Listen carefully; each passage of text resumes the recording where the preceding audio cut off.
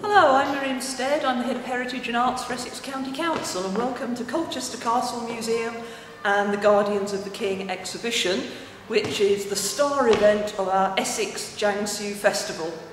Essex County Council has had a 20-year relationship with Jiangsu Province in China, and to celebrate that and the start of the Cultural Olympiad in Essex, we're putting on an 8-month festival which runs from now, July, to March 2009.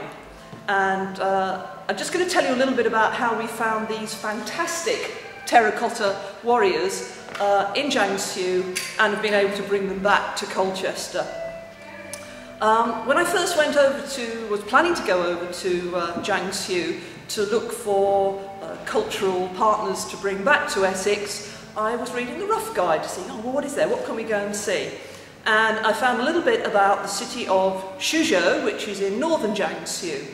And it said that it was worth going up there to see a group of terracotta warriors that had been excavated. Now, I'm an archaeologist, so I get very excited about that sort of thing. So I said to a colleague, hey, we've got to go and have a look at these. And so it was arranged that we did, and we went into the museum in Suzhou and saw these figures, like this horse you're looking at here. And I just simply fell in love with them and said, we must try and get these to come back to Essex.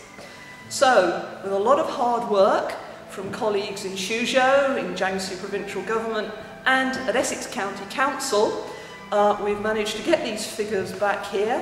The exhibition opens today, which is the 19th of July, and goes on to the 2nd of November.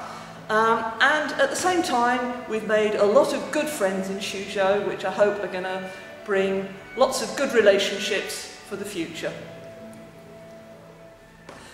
I'm going to take you on a tour of the Guardians of the King exhibition at Colchester Castle Museum. The Guardians are terracotta figures that were placed in the tombs of the kings of Chu in the city of Suzhou in Jiangsu Province, China.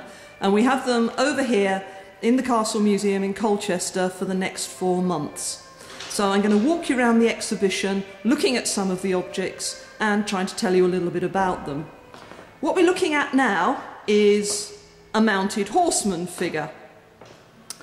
If you look at his face there, he isn't necessarily a native Chinese. He could be a Mongolian cavalryman that would have been recruited by the princes of Chu, because the horse that he's riding is a different breed from some of the ones we'll see later, and was very fast, and he would have been a very fleet-of-foot cavalryman. If we come over to this case here, we can see a rank of 4 chariot horses. Now, if you look at them carefully, they're much more stocky than the horse that I've just shown you, and they are the sort of original native breed in China that were sort of sure-footed and strong, but didn't move very quickly. But actually, let's look at the face of this one. These terracotta figures are lovely because they're just such individual faces on all of the objects. Behind the horsemen are a number of soldiers, all made out of terracotta, who would have been there to guard the princes of Chu and fight their battles for them in the afterlife. Look at their hair at the back. They would have had long hair which would have been tied up into top knots, and they're all wearing long robes.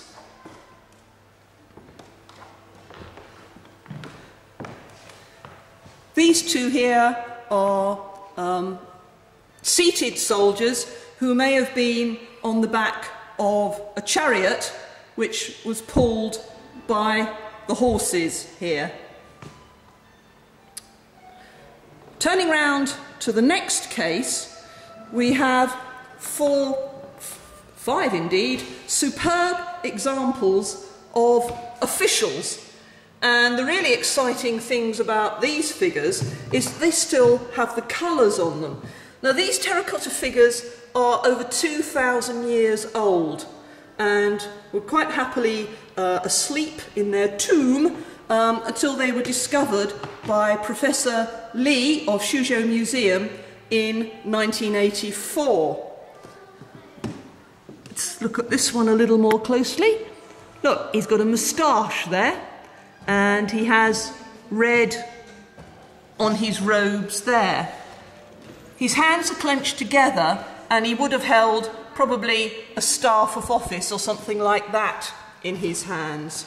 Let's go and have a look round the back of them.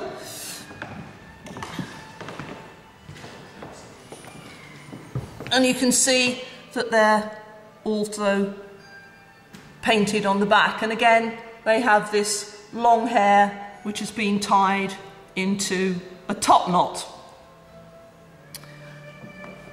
This is my favourite case, I have to say. These are dancing maidens who would have been there in the tomb to provide entertainment for the Prince of Chu. They are just exquisite. They're doing what's known as a long-sleeved dance. They are graceful and beautiful, but more than that, they're actually magnificent examples of the art of the terracotta maker. Because if you can imagine a potter making a figure that sort of has those arms that are bent like that and the body is bent, and keeping that rigid and upright whilst they were making it and then firing it, that to me is a fantastic piece of craftsmanship. Long sleeve dancing is actually still very popular in China, and in fact in the ceiling of the gallery here, if I pan up here, you can see a movie of a long sleeve dance. Let's back up a bit so you can see it more clearly. As you can see, it's very graceful and very elegant. Let's just come down here and have a look at some of the musicians in the cases. Now sadly, a lot of their instruments would have been made of wood, and so these have not survived. But over the back there, we can see a zither player, the zither being the sort of stringed instrument in front of her that would have had metal strings that she would have plucked.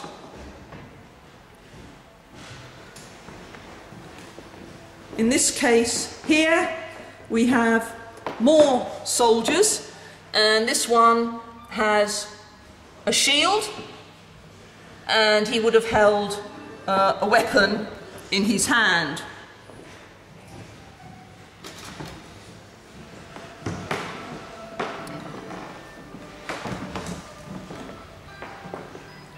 And moving over to the final case, we have more soldier figures. There, his very solemn face as he guards the prince.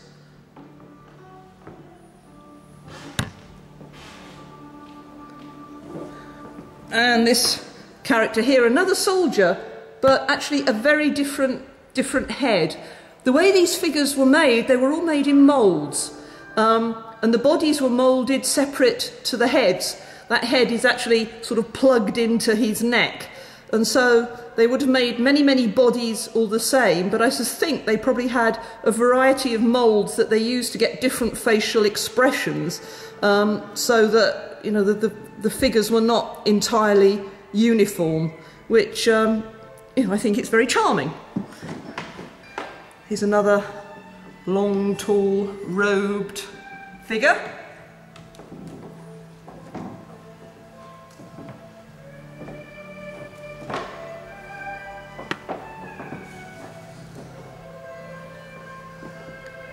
And this one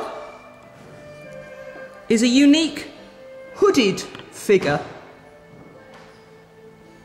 and may have held in his hands a crossbow. That's very interesting because These figures, as I said, are about 2,000 years old, and I'm no expert on weapons, but I don't think the crossbow became very prevalent in Europe until medieval times, though apparently the ancient Greeks might have had them. But he is really rather wonderful. So, that's the terracotta exhibition. I really think you must come to Colchester Castle Museum over the next 4 months and see these, because it's the first time they've been in the UK, and I think it's a once-in-a-lifetime chance for you.